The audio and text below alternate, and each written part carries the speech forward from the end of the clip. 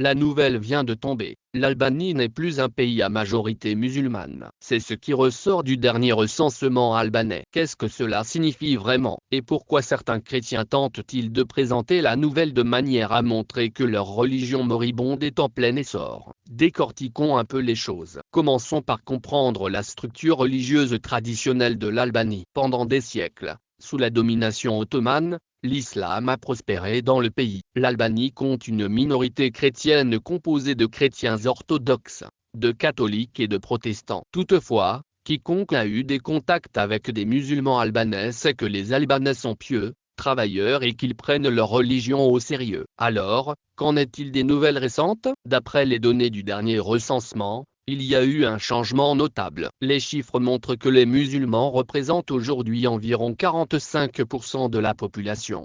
7%, c'est un changement important dans la démographie de l'Albanie. Compte tenu de la réputation du pays et de l'image qu'il projette, cette nouvelle est choquante. Toutefois, avant de la rejeter, nous devons prendre en considération les deux groupes qui se réjouissent déjà de cette nouvelle, les laïcs et les chrétiens. Les laïcs sont conscients que l'islam est la seule religion qui résiste à leurs attaques contre la foi. Ils se réjouissent naturellement chaque fois qu'une nouvelle suggère que des pays musulmans sont sur le point de quitter l'islam. La laïcité imposée à de nombreuses populations musulmanes a empoisonné nos pays. Certains chrétiens relaient l'information et prétendent que le christianisme est à l'origine du déclin de l'islam en Albanie. C'est faux. Même dans le récent recensement albanais, les chrétiens restent une minorité, les athées et les agnostiques étant plus nombreux. La première chose à considérer est que l'immigration des musulmans albanais a augmenté ces derniers temps, et que de nombreuses personnes pieuses et travailleuses que nous avons mentionnées précédemment ont quitté le pays pour travailler dans d'autres pays européens et ailleurs. En plus de travailler et d'élever des familles,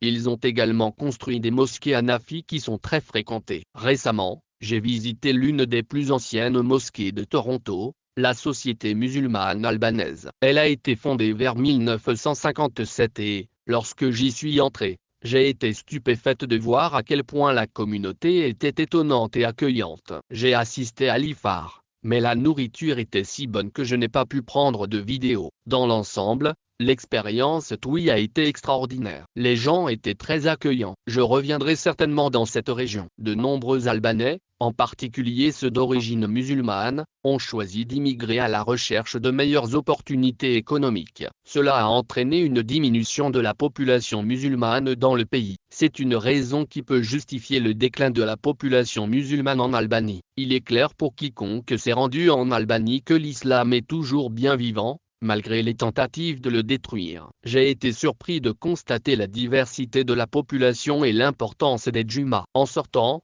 je me suis rendu compte que je m'étais trompé de salle. Je n'étais pas près de l'imam et la porte n'était pas ouverte lorsque je suis entré. J'aurais dû être plus près de l'imam. Quand je suis sorti, il y avait des tapis verts. Les gens prient sur les tapis verts, comme en Turquie. L'Albanie est un pays musulman où l'islam a survécu malgré les tentatives d'éradication. Comme en Turquie, le nombre de musulmans augmente à nouveau. C'est pourquoi le récent recensement albanais ne peut être pris au sérieux. Seules des personnes ignorantes ou malveillantes le rapportent comme s'il s'agissait d'une véritable nouvelle. Ils essaient de présenter leur fausse idéologie comme une victoire sur l'islam. Il est de notoriété publique que le recensement albanais n'est pas fiable. Il contredit constamment l'enquête paix, bien plus réputée. L'enquête paix place les musulmans entre 70 et 80%, tandis que le recensement albanais les place à 56%. La même année, l'une des raisons invoquées serait la crainte des autorités albanaises de laisser l'Albanie apparaître comme un pays musulman afin de mieux s'intégrer à l'Europe. Dans les condamnations antérieures, avant que le pays ne soit détruit par le communisme,